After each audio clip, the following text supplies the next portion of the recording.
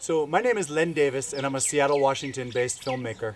I'm here on assignment in Nepal, doing work for a variety of international nonprofits. And before I came, I knew that here in Nepal, there were a lot of issues about the availability of electricity right now. Throughout the whole country, for people who don't have generators, meaning the average public, electricity is only available for between 4 and 8 hours a day, which you can imagine really is quite difficult for society to function that way. And that's true for the people in the middle of the capital city, Kathmandu, and it's true for people in the rural areas as well.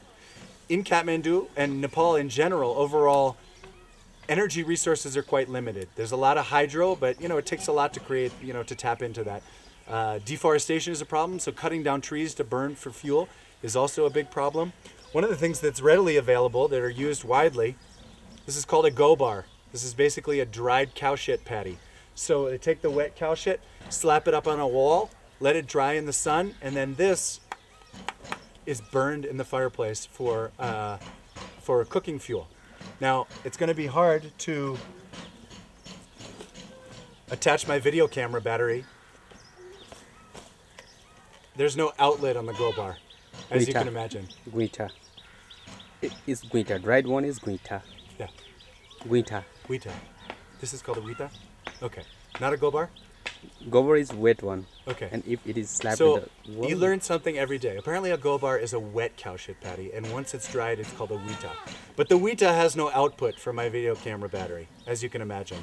So when I was coming, I was looking into ways that I might be able to overcome the limited availability of electricity, right? And that's when I found my voltaic bag.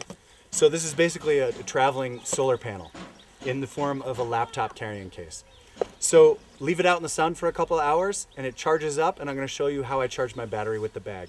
So there's right now there's tons of sunshine, but there is very limited electricity. So I leave this out during the day, and you know that it's charging because when it's lit up red on the handle, that's the sign that it's taking in electricity, that it's charging. So I'm leaving this out during the day, and then I come back in the night and I charge the bag. So I want to show you how that's done. Inside you have your regular battery pack, and this is where the energy is stored. So I turn on the power by holding it for a couple seconds. There's 4 different settings here. And I know that this battery is a 7.2 volt battery, and from doing a little experimenting, it's charging on the setting that is 12 volts to 20 volts. I'm not quite sure why, but that's the highest setting, and I know that's working fine. So before I came, I bought this car charger because that's what I needed to do it. So I bought it online. It was about, I think, $9. So that's for charging my car battery. If you were in the US, you'd be charging it using your car lighter. So I put my battery on here. I've got a Panasonic DVX100, and then this car charger goes into the main thing here inside the voltaic bag.